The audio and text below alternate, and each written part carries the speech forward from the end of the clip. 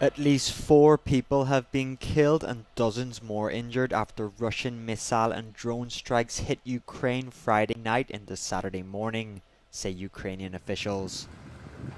2 people were killed and 9 wounded by a ballistic missile attack in the early hours of Saturday in Kiev, while 2 others were killed and 7 wounded in the Dnipropetrovsk region.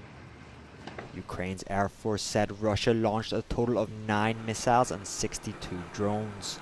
The attacks came after Ukrainian President Volodymyr Zelensky urged the United States on Friday to expand sanctions on Russian oil and appealed for long-range missiles to hit back at Russia. Moscow's defense ministry said its air defenses shot down 121 Ukrainian drones overnight.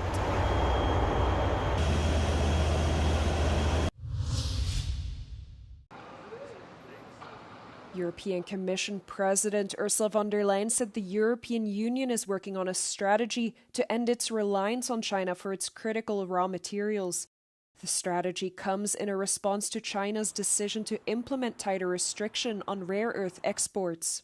If you consider that over 90%, 90, of our consumption of rare earth magnets come from imports from China, you see the risks here for Europe and its most strategic industrial sectors.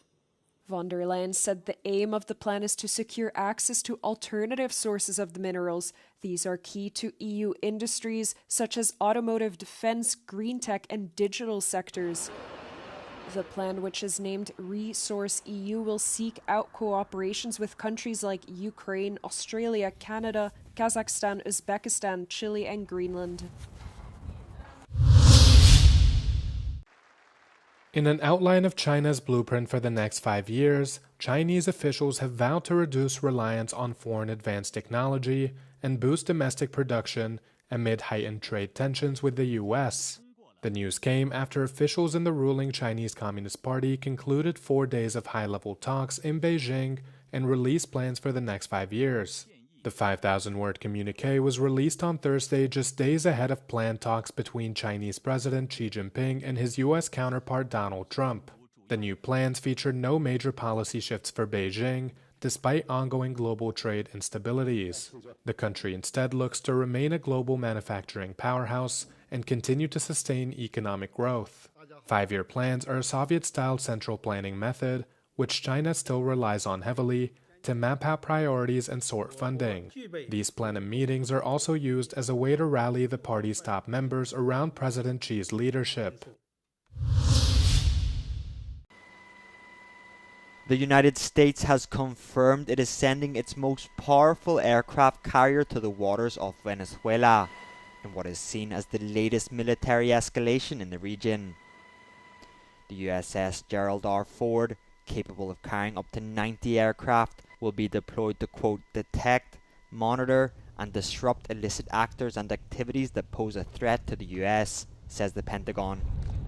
Hours before the announcement, the US said it had conducted its 10th strike on a suspected drug-running boat, leaving 6 people dead. Nobody better in the world. Venezuela's President Nicolas Maduro has accused the US of, quote, fabricating a new war, and there are fears that the US military build-up is aimed at removing him from power. Trump has accused Maduro of being the leader of a drug trafficking organization, and the US does not currently recognize him as Venezuela's legitimate leader. Forever, forever, forever. 2 huge cooling towers of the former nuclear power plant in Gundremmingen in Germany's Bavaria were destroyed in a controlled demolition at noon on Saturday. The plant had served as an important landmark in the town for nearly 6 decades, bringing numerous new jobs and boosting the town's economy.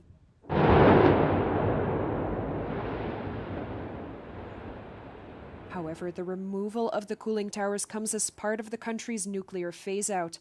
Both nuclear reactors had already been closed for several years. Following Saturday's demolition, the dismantling of the plant will further continue, with completion expected by 2040.